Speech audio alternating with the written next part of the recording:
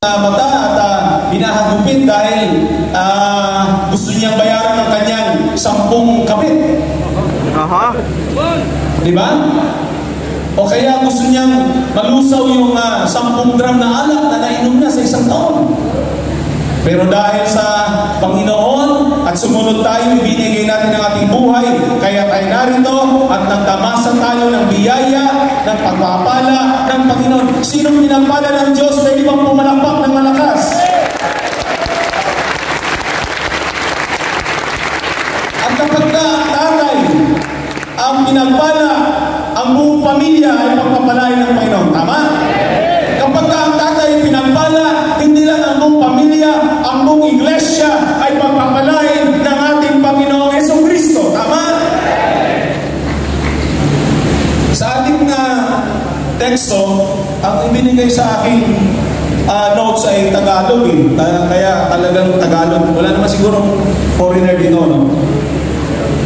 Sabi ni David Jeremiah, when you follow God's will for your life, you can see how yesterday's events prepared you for today's challenges and tomorrow's opportunities. Kapag tayo daw ay sumunod sa kalooban ng Diyos o isinasabuhay natin ang kalooban ng Diyos, mga kapatid, mga tatay, makikita natin na ang ating mga nakaraan na mga pangyayari ay hinihanda ng Diyos sa mga darating na hamon sa kasalukuyan o at sa darating na mga oportunidad. Ibig sabihin ng sinasabi ni David Jeremiah ay may magandang kinabukasan, may magandang tagumpay, bagamat may mga hamon, bagamat may mga challenges, may mga struggle. Alam ko, ako tatay din, 3 anak ko, mga kapatid. Alam ko, hindi biro ang isang tatay, hindi biro ang responsibilidad natin, pero ang susi ng magandang kinabukasan, ang susi ng magandang tagumpay sa pamilya, ang susi ng magandang pagpapala sa unahan, ang susi ng tagumpay ay ang pagsunod sa kalooban ng Panginoong Jesus. Kapag tayo ay sumunod sa kalooban niya, ang ating layunin, ang ating priority ay sumunod kung ano ang nais niya. Ito man ay pagpapala, minsan ito man ay pagsubok, ito man ay bundok na daraanan, ito man ay batag na daanan, anumang sitwasyon sa ilog o sa apoy ng sitwasyon, hanggang tayo ay sumunod sa kalooban ng Panginoon.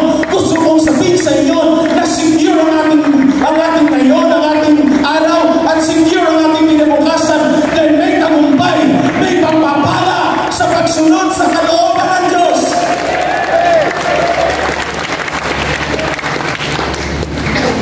Next slide.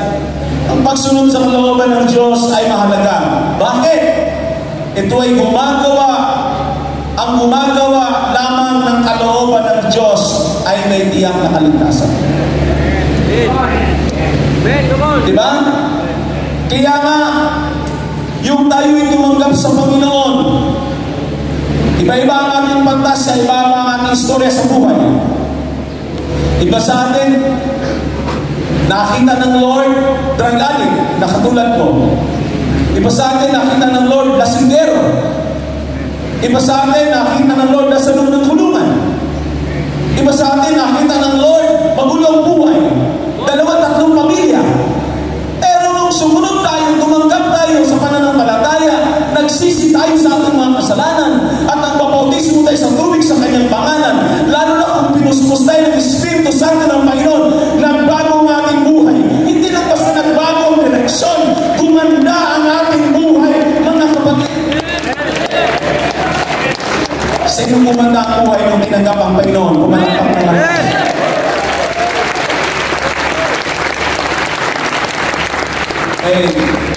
Hindi tayo sumunod sa Panginoon. Baka iba sa atin nagpantay ng paa, di ba? Right. Sabi mo nga sa katabi mo, salamat na lang buhay mo pa. Pag hindi nakinig sa kalim mo. Ako mga kapatid, isang Diyos sa biyaya ng Diyos, parang sarili mo ngayon, pangatlong buhay na lang. Pero alam niyo, kahit dumating pa si kamatayan, kahit dumating pa si aksidente, kahit dumating pa ang higante at mabigat na pagsubok karamdaman, hanggat ikaw ay nasa kalooban ng Diyos at ikaw ay nagsasaya pa at hindi mo pa panahon, wala. Kaya nga sabi ng Bible, if God is for us, who can be against us? Kung ang Diyos ay isa sa atin at tayo ay nasa kanyang kalooban, sino ang laban sa atin? Amen. Hello? Amen. Kaya yung mga hindi pa, meron pa ba rin kung hindi na bautismuhan sa tubig? Ang unahing pagsunod yun sa kalooban ng Diyos. Kaya kung hindi ka pa nabautismuhan sa tubig, mag-isip-isip ka na. Kailangan mo mabautismuhan ngayon bago matapos ang conference ng mga tatay. May swimming pool doon, no? Pagtulungan ka namin ilubog ng 2 oras. Tingnan natin kung hindi mahugasan ang kasalanan mo. Diba? Yung mga hindi pa nabaptize ng Espiritu Santo, meron pa ba dito? Napakahalaga yan. Yan ang mga pangunahing pagsunod sa kalooban ng Diyos. Kaya kung hindi ka pa nabautismo ng Espiritu Santo, hindi ka pa nagsasalita o nagsalita ng iba't pang wika, kailangan manampalataya ka na bago ka umuwi sa 2 araw na ito, ay tatanggapin mo ang bautismo sa tubig, ay bautismo sa Espiritu Santo, ikay magsasalita ng iba't pang wika. Kasi kung wala ka pang Espiritu Santo, hindi pa ganap ang buong kalooban ng Diyos sa buhay mo. Talabitin mo yung katabi mo. Nabaptize ka na ba ng Espiritu Santo? Ay, yung mga nabaptize na, kailangan malasing tayo sa 2 araw na ito. Para wala akong kausap. Diba sabi ng Efeso, huwag kayong magpakalasing sa alak. Magpakalasing kayo sa Espiritu Santo. Kailangan itong 2 araw na ito, huwag natin papayagan na hindi tayo malasing sa Espiritu ng Panginoon.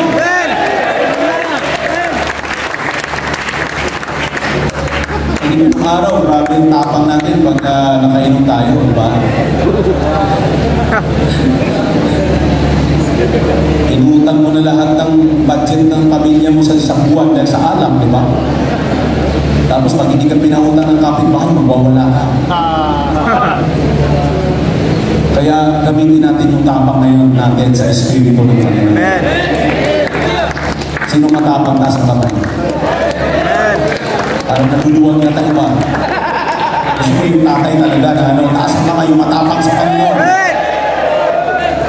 Parang nadudog pa rin ba? May kasamang praise doon. Sige nga, yung matapang sa Panginoon. Pag-uwi nyo maglabak kayo.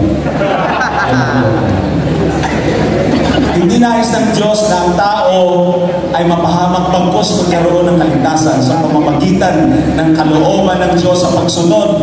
Ikaw at ako ay magpapatuloy ating isabuhay ang kanyang mga salita, kanyang kalooban, ang kanyang Espiritu Santo, mga kapatid, dahil hindi tayo mapapahamak katulad ng sinasabi ko sa inyo. Tiyak ang ating kaligtasan, hindi lang sa buhay na wala hanggan. Tiyak ang ating kaligtasan sa araw-araw kung nagtatrabaho tayo. Tiyak ang ating kaligtasan, tiyak ang ating biyaya, ang assurance ng Panginoon. Hindi tayo magkukulangin. Maaaring may pagsubok man, maaaring may mga pangangailangan man, pero sasabihin ko sa inyo, patutuhanin ko sa inyo, mga kapatid, sa biyaya at kapurihan ng Diyos, kailanman hindi ko nakita na nagkulang ang Panginoon sa buhay ko. Kaya kapag tayo ay sumunod sa kalooban ng Diyos. Sabi ni David, nung ako noon bata pa, ako ngayon ay matanda na, sabi ni David, pero kahit kailan, walang isang minuto, walang isang oras, walang isang araw, sabi ni David, na nakita ko na ang mga matuwid na sumusunod sa kalooban ng Diyos ay pinabayaan ng Panginoon at sila ay nagpalimos ng buhay. Ano may mga itsura nyo, mga kapatid, ang gagwapo nyo? Iba sa inyo mukhang mga milyonaryo. Iba sa inyo mukhang milyonaryo. Diba? Sabi mo sa katabi mo, congratulations, lubos kang pinagpala. Hindi kang pinagpala ng Diyos. Hindi naman tayo naglilingkod sa pagpapala. Pero kapag sumunod tayo sa kalooban ng Diyos, susunod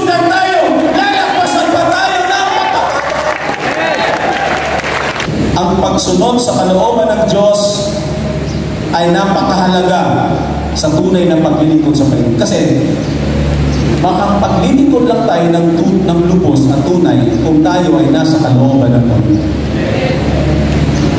Hello? Amen. Naniniwala ba kayo na libo-libong taon ay pinagpananatay ni Lord? Parang wala akong kausap. Amen. Naniniwala ba kayo na nakahanda na lahat, nakalatag na lahat ang planong maganda ng Panginoon sa atin? Niwala kayo? Amen. Kaya may mga bagay na hindi na kailangan ipag-pray. Anong gagawin mo? Hihintayin mo na lang siya. Aalagaan mo na lang siya ng panalangin. Paplanuhin mo na lang siya. Dahil nakalatag na para sa iyo yan. Nakalaan para sa iyo yan. Nakalaan yan sa pamilya mo. At hihintayin mo na lang. Sasabayan mo ng katapatan. Kasi ang pagpapala ng Diyos, nadidelay yan kapag tayo ay nagkulang sa katapatan. That's right. Pero pag tayo ay tapat, ay, naku mga kapatid, isa-isa yan nakalatag. Isa-isa mo ang natang nagbibig. Sabi mo sa katabi mo, salamat, congratulations sa katapatan. Tungtungan mo. Tapat ka pa talaga.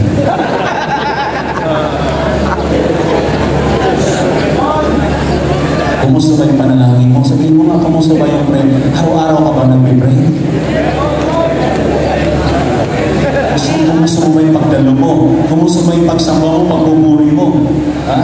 Ako hindi ko talaga maintindihan. Kung may mga tatay na parang duwag sa pagpupuri, parang hindi tatay. Come on, Pastor. Alam ko kasi ang tatay, matapang yan, di ba? Ang alam ko, sabi nga mga nagsasawin, ang isang tatay pag nagpuri, natumbas ng 50 babae. Imagine nyo, yung palakpak nyo, katumbas ng 50 babae. Yung pagtaas ng kamay, katumbas ng, yung sigaw yun, yung ingay nyo, yung dalawang katumbas na, kasi sa Saudi, konti lang sila. Minsan, noong mga panahon nun, 30 lang sila. Pero grabe daw sila magpuri, para sa 3,000. Yan ang tatay. Sabi mo sa katabi mo, ganun pala tayo. Sige nga, yung palakpak na katumbas ng 50 babae.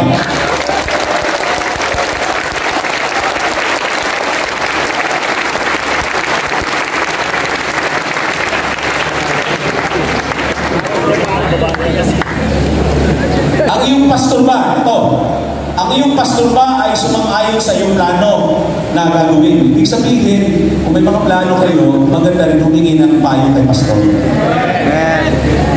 Kung si pastor ninyo ay ginatanggap nyo ng pastor nyo sa buhay nyo, lingkod ng Diyos sa buhay nyo, payagan nyo siya magsalita. Wala na akong kausap. Ulitin ko, kung talagang kinikilala nyo siyang pastor sa buhay nyo, siya ang lingkod ng Diyos, tao ng Diyos, payagan nyo siya magsalita. Tama? Galit naman kayo. Yung iba eh, mapagsabihan lang, nagtatakbo na agad. Wala nito yan sa CLT. Wala nito yan. Naandun yan sa ibang distrito. Yung napagsabihan ni pastor, nagtatakbo, ayaw na umaten, hindi na kumikimo, hindi na nagsasalita, tahimik na.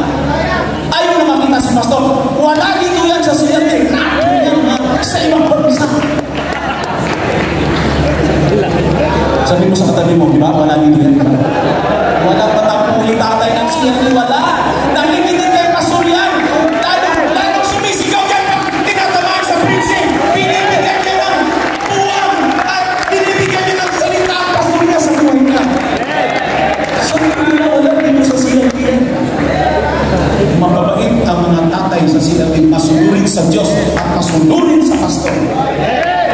Ang mga tatay dito, mga ang tawag ba nun, yung armor bearer, di ba? Pastor, nasa likuran mo ako, nasa gilid mo ako. Ang aaway sa iyo, pastor, ako bahala. Yan ang mga tatay dito. Huwag nyo naman patayin yung aaway sa pastor. Nakabakap. Talagang parang si Aaron sa Kasiur, di ba? Yes. Kung nangalay si Moses, inawakan nila yung kamay ni Moses, di ba? Wala din yan, kasi doon sa ibang distrito, binibitawan nila si pastor. Sabi mo sa katabi mo, doon yan, sa kanila, doon yan.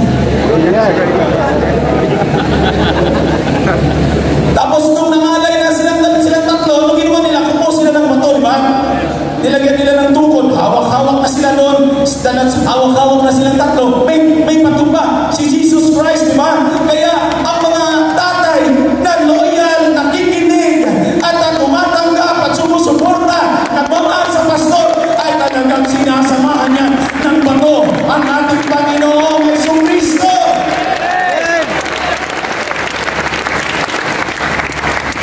Bilisan na natin. Ang iyong pagsamba, nabanggit ko na kanina, ang iyong pagbibigay. Ang iyong ikapo. Nandito yata yung boss ko, ang iyong ikapo. Ang iyong offering. Alam niyo sino gusto ng pagpapala sa kamay? Ito, usapang lalaki, usapang sa pusuan na. Alam ko namang lahat kayo mababait at nakikinig. Kung gusto niyo talaga na amalis ang sumpa ng kahirapan, sinasabi ng Malakay, magtapat kayo sa ikapo at magbigay kayo ng magandang kaloob.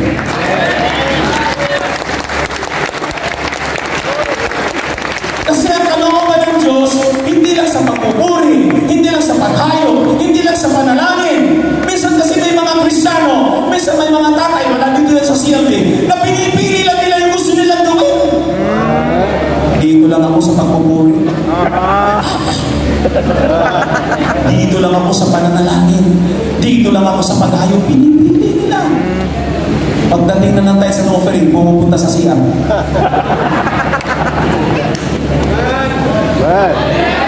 Wala dito yan, wala. Wala dito yan. Sinong naniniwala na kasama ko dito na wala dito yan? Tingin mo nga sa balikat yung katabi mo, wala dito yan.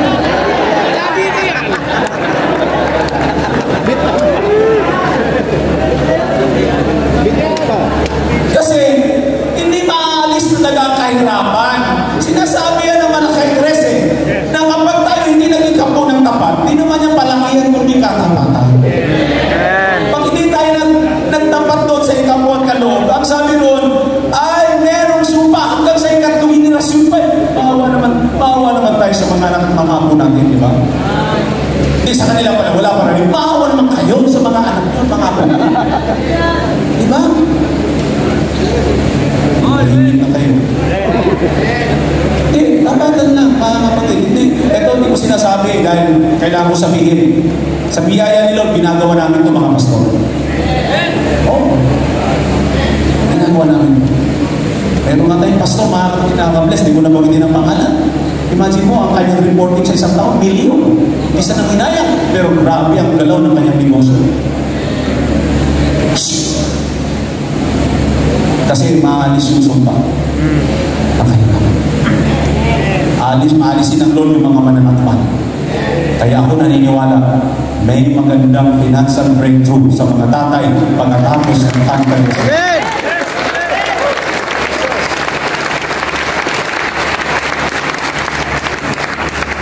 Sa Lord muna bago gasta. Itabi mo na yun kay Lord. Hahalikan mo pa yan. Ako, ganun ako, hinahalikan ko pa. Yung tithes ko. Diba? Pero nakita ko, ang kamay, ang biyaya. Amen. Hello? Amen. Ayan. Mayroong dalawang talata sa Biblia na nakakatakot. Ang sabi ng Mateo, next slide.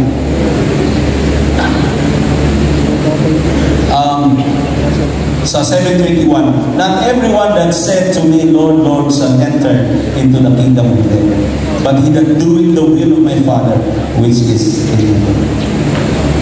Hindi daw lahat ng tumatawag Panginoon, Panginoon ay makakapasok sa langit kung hindi yung gumaganap ka ng kalooban ng Diyos. 15 minutes. Imagine gaano kahalaga ang pagganap sa kalooban ng Diyos. Hindi tayo makakapasok sa langit kung hindi tayo susunod sa kalooban ng Diyos. Amen. Ulitin ko, sa pusuan na ito mga tatay. Kasi naglingkod na rin lang tayo sa Lord. Iniwan na rin lang natin lahat, bisyo lahat. Binigay na rin lang natin ang buhay natin sa Panginoon. Gusto na natin. Amen.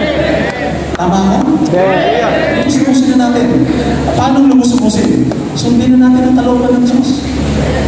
Kaya yung pagbabasa ng Biblia, araw-araw pakikinig ng mga Bible study, midweek service, linggo, diyan natin malalaman ang kalooban ng Diyos, mga kapatid.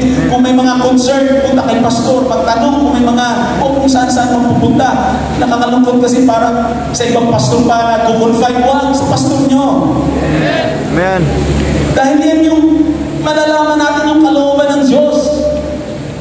Dahil ang pagsunod sa kalooban ng Diyos, mga kapatid, napakahalaga. Dahil hindi na sabi, hindi lahat ng tumatawag na Panginoon ay makakapasok sa kanya ng langit. Yun lamang tumutupad at gumaganap ng kalooban ng Diyos. Madalas natin ito nababasa, pero gusto kong bigyan diin, mga kapatid, kung gaano kabigat ang pagsunod sa kalooban ng Diyos. Dahil ang pagsunod sa kalooban ng Diyos, dito nakasalalay ang ating pagpasok at ang ating kaligtasan. Amen. Ano sabi ng next slide? Sa Tagalog, hindi lahat ng nagsasabi sa akin, Panginoon ay papasok sa kaharian ng langit. Kundi ang gumaganap ng kalooban ng aking maamang nasa langit. Sa araw na iyon, pakinggan nyo to, sa araw na iyon ay marami ang magsasabi sa akin, Panginoon, marami daw. Panginoon, hindi ba kami nagpropesya kami sa iyong pangalan at nagpalayas kami ng mga demonyo sa iyong pangalan at sa iyong pangalan ay gumagawa kami ng maraming gawang makapangyarihan? Oy, grabe, no? Itong mga taong ito, no? Nanghula sila, nagpalayas sila ng demonyo at gumawa sila ng mga dahilang bagay sa pangalan ni Jesus. Pero ang sabi ng 23 at dumaga ngayon ay pinahayag mo sa kanila, sabi ng Panginoon, hindi ko kayo kilala kailanman. Lumayo kayo sa akin, kayong mga gumagawa ng kasalanan. Hindi naman ibig sabihin na hindi tayo kilala ng Lord. Kilala tayo ng Lord. Ang point dito, kapag hindi ka sumunod sa kalooban ng Panginoon, hindi-deny ka ng Panginoon. Kilala tayo ng Lord, yung bilangan ng buhok natin. Alam niya eh. Kaya lang, ang pinag-uusapan dito, yung gumaganap sa kalooban ng Diyos. Kaya pagdating ng araw, pag umarap tayo sa Panginoon, at kung tatawag tayo sa Kanya, kung tayo ay supply sa pagganap ng kalooban ng Diyos, hindi ka ng Panginoon. Amen. Sasabihin sa'yo ng Panginoon, hindi kita kilala. Pero kilala ka ni Lord. Alam niya lahat, basa niya lahat ang isip mo. Ang dahilan lang kung bakit dininay ka niya, dininay niya ang tao dahil hindi siya gumawa at gumanap sa kalooban ng Panginoon. Ngayon, sabihin niyo sa akin, gaano kahalaga ang paggawa at pagganap at pagsunod sa kalooban ng Diyos? Amen. Hallelujah. Gaano kahalaga yung araw-araw nating pamumuhay bilang Kristyano? Gaano kahalaga yung ating katapatan sa Panginoon? Gaano kahalaga yung ating suporta sa gawain? Gaano kahalaga yung tayo ay talaga nagpapagamit? Gaano kahalaga yung tayo ay nagbabasa ng Biblia at sumusunod? Gaano kahalaga ang ating pagmamahal at ang ating pagnanasa at kawawan sa Espiritu ng Panginoon? Ngayon, sabihin niyo sa akin, gaano kahalaga? Diyan nakasalalay ang ating kaligtasan at ang ating pagpasok sa kaharian ng langit. Hallelujah.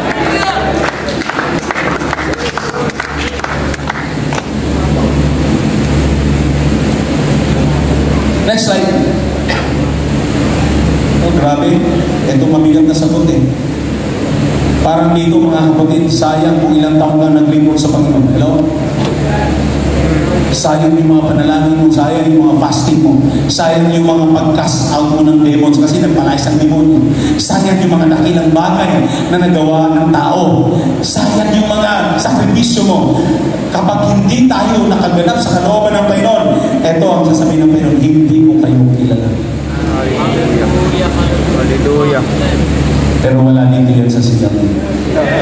Lahat ng mga tatay na kaharap ko ay iniibig at kinagigiliwan nilang sumunod sa kalooban. Next slide. Sabi, ang sanlibutan lumilipas. Ito matindi, oh. Ang sanlibutan lumilipas. Pansamantala lang tayo dito, right? Amen. Tama? Amen. Kaya enjoy natin ang buhay. Lalo na yung mga nagkakaedad na. Enjoy nyo ang mga biyaya ng Lord. Unahin nyo lang ang Panginoon. Magtapat lang kayo sa Kanya. Then, pag may chance na magkasasakyan kayo, grab na ang opportunity. I-enjoy na ang buhay kasi ang mga pagpapalang dito sa lupa, hindi naman natin matadala sa bakit yun. Basta unahin nyo lang si Lord. The sky is the limit. Hello? Kasi sabi ang sanlibutan, lumilipas lahat ng bagay na nasa sanlibutan ay pansamantala, lumilipas, hindi ang lasting. Meron akong isang bagay na alam kong lasting. Ano yun? Yung mga gumagawa sa kalooban ng Diyos ay mananahan magpakailan-kailanman. Dito at sa kabilang buhay, mananahan tayo magpakailanman kapag tayo ay gumaganap sa kalooban ng Panginoon. Amen. Sabi ng Revelation 20:15, no? At kung ang sino man ay hindi masumpungan, ito. At kung ang sino man ay hindi masumpungan na nakasulat sa aklat ng buhay ay, ano sabi niya? Ay. Basahin natin. Sabay-sabay natin basahin yung Revelation. 1, 2, 3.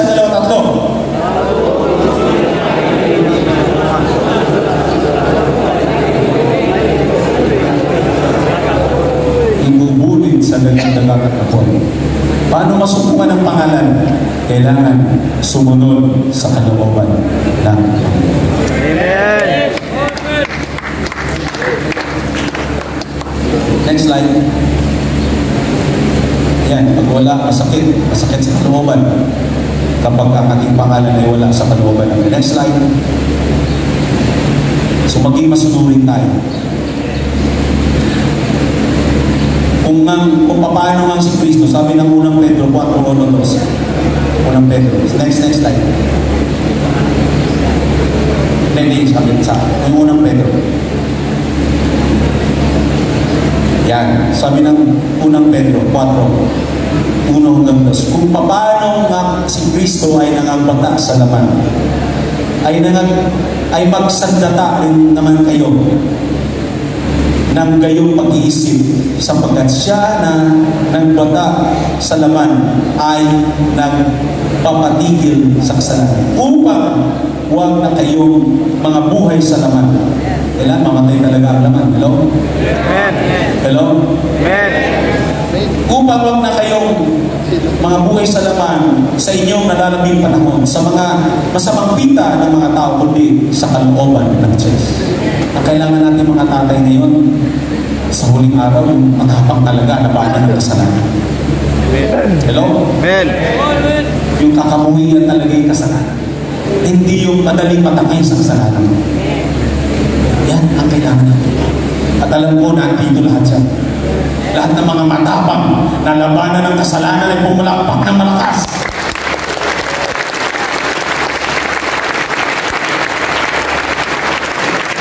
Hindi na ako magtatapos. Grabe si Job. Alam niyo naman ang story niya, di ba? Hindi ko na kailangang elaborate. Pagkatapos na nawala ang kanyang mga ari-arian, namatay pati ang mga anak niya, nilain siya ng asawa niya, iniwan siya ng mga kaibigan niya, inubad niya ang kanyang kasuotang panglabas. Sila noon, meron silang tinatawag na inner garments. Yun yung pagiging normal nilang mamamayan. Inubad niya yun. At ang sabi niya, sa Job 13:15, sabi niya, though, sa akalan niya kasi, ang akala niya, ang Panginoon ang nagsumubo at nagparusa sa kanya.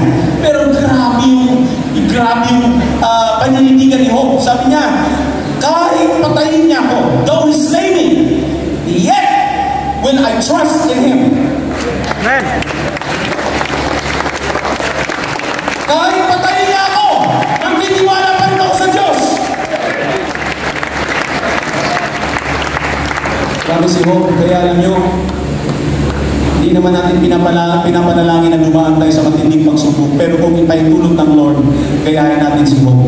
Kahit, ang alam niya, yes, ang alam niya, si Panginoon ang nagkasubok sa kanya. Sabi niya, kahit patayin niya ako, magtitiwala pa rin ako sa kanya. Pero alam niyo, familiar na yan. Ang gusto kong bigyan din yung kasunod. Yung ikaw ay sabihin mo, sa gitna ng matinding trahedya at sasabihin mo, kahit patayin niya mo, magtitiwala ako sa kanya. Isang bagay yun. Pero it is another thing yung sinabi niya sa pangalawa. Anong sinabi niya kasunod na phrase? But I will maintain mine own ways before Him. Amen. Para sa akin mga kapatid, mas mabigat yung ikalawa. Dahil ang ikalawa, ang ibig niyang sabihin, kahit patayin niya ako, pagtitiwala pa rin ako sa kanya at aayusin ko ang aking sarili sa kalooban ng Panginoon. I will maintain my own ways before Him. Hallelujah. Kahit patayin niya ako, magtitiwala pa rin sa kanya. Pero dinugtungan niyo ang sinasabi niya, susundin ko pa rin, aayusin ko pa rin ang buhay ko sa kapila